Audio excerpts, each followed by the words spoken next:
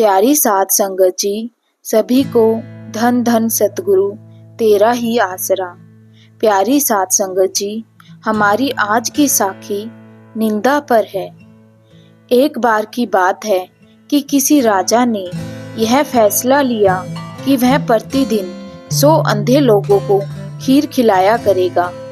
एक दिन खीर वाले दूध में सांप ने मुंह डाला और दूध में विष डाल दी और जहरीली खीर को खाकर 100 के 100 अंधे व्यक्ति मर गए। राजा बहुत परेशान हुआ कि मुझे 100 आदमियों की हत्या का पाप लगेगा। राजा परेशानी की हालत में अपने राज्य को छोड़कर जंगलों में भक्ति करने के लिए चल पड़ा ताकि इस पाप की माफी मिल सके। रास्ते में एक गांव आया। राजा ने चौपाल में बैठे लोगों से पूछा कि क्या इस गांव में कोई भक्ति भाव वाला परिवार है ताकि उसके घर रात काटी जा सके। चौपाल में बैठे लोगों ने बताया कि इस गांव में 2 बहन भाई रहते हैं जो खूब बंदगी करते हैं। राजा उनके घर रात ठहर गया। सुबह जब राजा उठा तो लड़की सिमरन पर बैठी हुई थी। इससे पहले लड़की का रूटीन था कि वह दिन निकलने से पहले ही सिमरन से उठ जाती थी और नाश्ता तैयार करती थी। लेकिन उस दिन वह लड़की बहुत देर तक सिमरन पर बैठी रही। जब लड़की सिमरन से उठी तो उसके भाई ने कहा कि बहन, तू इतना लेट उठी है, अपने घर मुसाफिर आया हुआ है, इसने नाश्ता करके दूर जाना है, तुझे सिमरन से जल्दी उठना चाहिए था। तो लड़की ने जवाब दिया कि भैया, ऊपर एक मामला उलझा हुआ था। धर्मराज को किसी उलझन भरी स्थिति पर कोई फैसला लेना था और मैं वो फैसला सुनने के लिए रुक गई थी, इसलिए देर तक बैठी रही सिमरन पर। तो उसके भाई ने पूछा, ऐसी क्या बात थी? तो लड़की ने बताया कि फलां राज्य का राजा अंधे व्यक्तियों को खीर खिलाया करता था, लेकिन सांप के दूध में विष डालने से 100 अंधे व्यक्ति मर गए।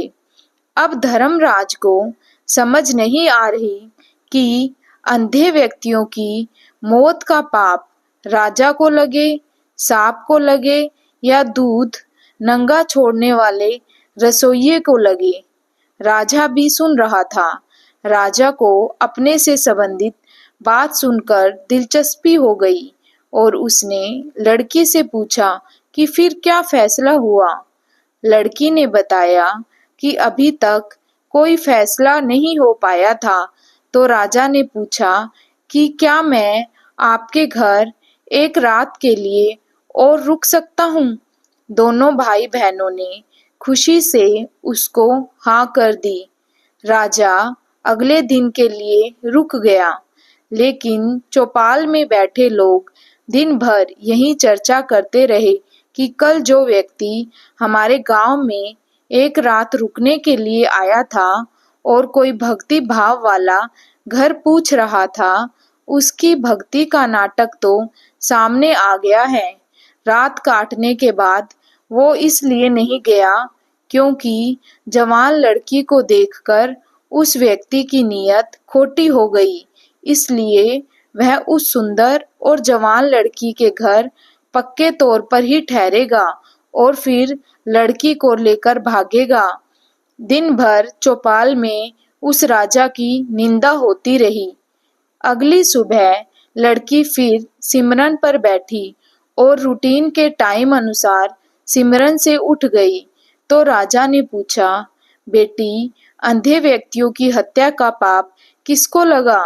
तो लड़की ने बताया कि वह पाप तो हमारे गांव के चौपाल में बैठने वाले लोग बांट के ले गए। तो साध संगत जी, इस साखी से हमने यह सीखा कि निंदा करना कितना घाटे का सौदा है।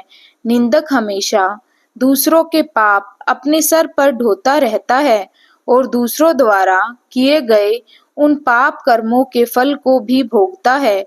अंत हमें सदैव निंदा से बचना चाहिए।